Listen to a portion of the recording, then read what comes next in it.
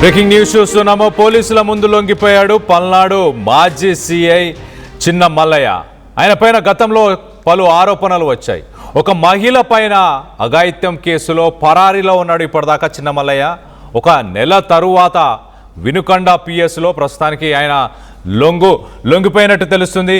April 29న చిన్న మల్లయ్య పైన ఒక మహిళ కేసుని పెట్టింది.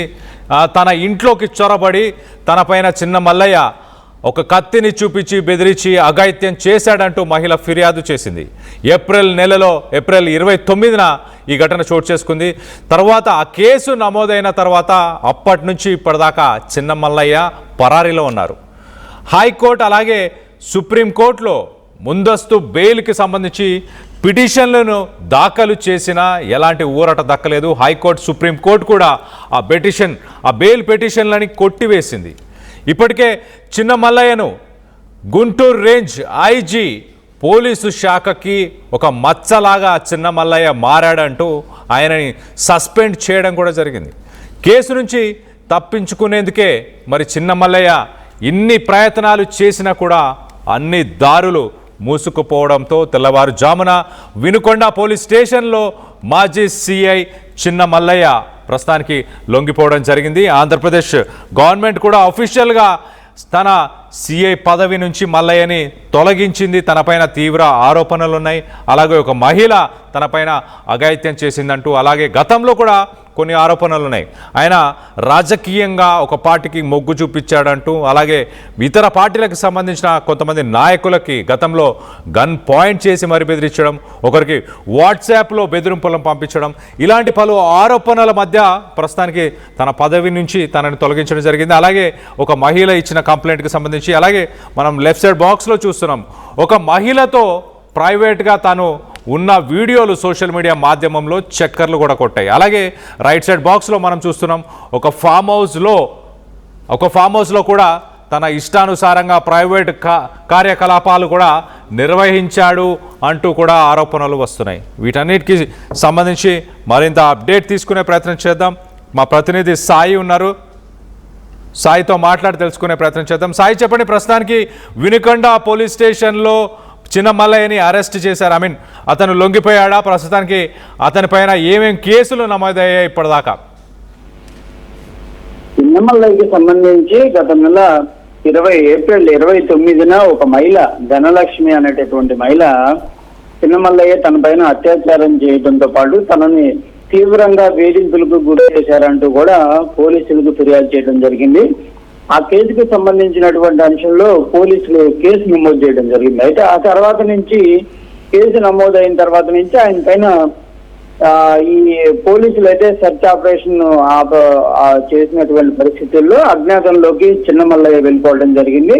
ఆ తర్వాత హైకోర్టుని, సుప్రీంకోర్టుని కూడా చిన్న మల్లయ్య ఈ కేసుకు సంబంధించిన దాంట్లో తనకు ముందస్తు బెయిల్ ఇవ్వాలంటూ కూడా కోరడం జరిగింది. అయితే రెండు చోట్ల, హైకోర్టులోను సుప్రీంకోర్టులో కూడా చిన్న మల్లయ్య వేసినటువంటి పిటిషన్లని కొట్టివేయడంతో అతనికి ఇంకా ఎలాంటి పరిస్థితి లేదు. అయితే దీనికి సంబంధించినటువంటి అంశంలో పూర్తి స్థాయిలో పోలీసులు కూడా డిపార్ట్మెంట్ పరమైనటువంటి ఎంక్వైరీ చేయడం జరిగింది. ఇందులో చిన్న మల్లయ్య ఈ కేసుకు సంబంధించినటువంటి అంశంతో పాటు మరికొన్ని కేసుల్లో కూడా ఇన్వాల్వ్ అవటం, ఆ డ్యూటీని, అంటే తాను నిర్వహించాల్సినటువంటి డ్యూటీని సరిగ్గా నిర్వహించకుండా ప్రజలకి వ్యతిరేకంగా చేసినట్లు కూడా గుర్తించడంతో పూర్తి స్థాయిలో చిన్న మల్లయ్యను కూడా విధుల నుంచి కూడా డిస్మిస్ చేశారు. ప్రధానంగా దానికి సంబంధించినటువంటి అంశాలపైన కూడా గుంటూరు రేంజ్ ఐజీ కూడా ఆదేశాలు ఇవ్వడం జరిగింది.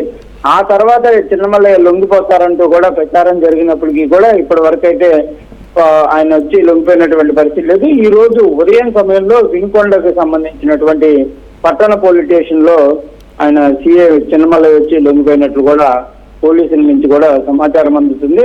ప్రెజెంట్ అయితే ఆయన అదుపులోకి తీసుకొని పూర్తి స్థాయిలో పోలీసులు అయితే విచారణ చేపడుతున్నారు.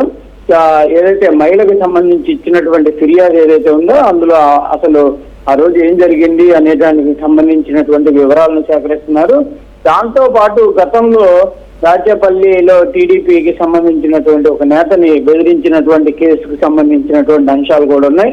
దానికి సంబంధించినటువంటి అంశాలపైన కూడా విచారణ జరిగేటటువంటి అవకాశాలు ఉన్నట్లు తెలుస్తుంది. అయితే ఇది వినుకొండ పోలీస్ స్టేషన్ పరిధిలో మాత్రం ధనలక్ష్మి అనేటటువంటి మహిళ ఏదైతే ఫిర్యాదు ఉందో ఆ ఫిర్యాదుకు సంబంధించినటువంటి కేసు మాత్రమే నమోదైంది కాబట్టి ఆ కేసుని వాళ్ళు విచారించేటటువంటి అవకాశాలు ఉన్నాయి. తర్వాత మిగిలినటువంటి కేసులకు సంబంధించి మిగిలినటువంటి పోలీస్ స్టేషన్లకి ఇన్ఫార్మ్ చేస్తారా లేకపోతే ఏ విధంగా ఉంటుందని చూడాలి.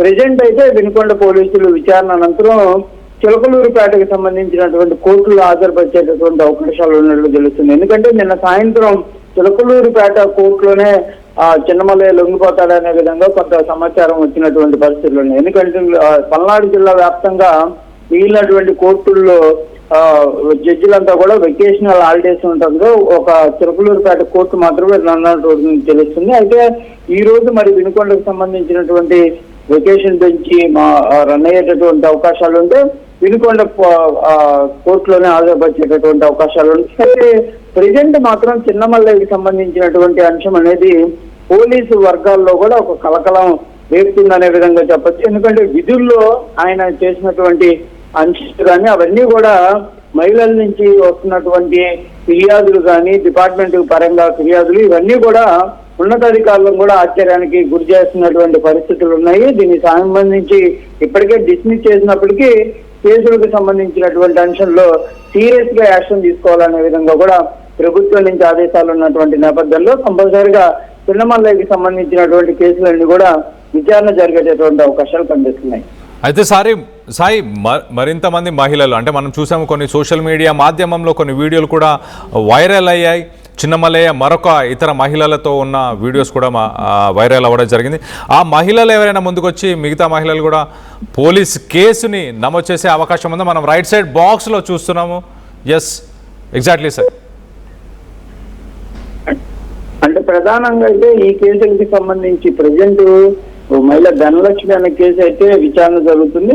మరికొంతమంది అంటే ఆ రోజు ఈ కేసుకి సంబంధించినటువంటి అంశంలో విచారణ జరుగుతున్నటువంటి అంటే ఫిర్యాదు సమయంలో కొన్ని వీడియోలు కూడా బయటికి రావడం జరిగింది. దానికి సంబంధించి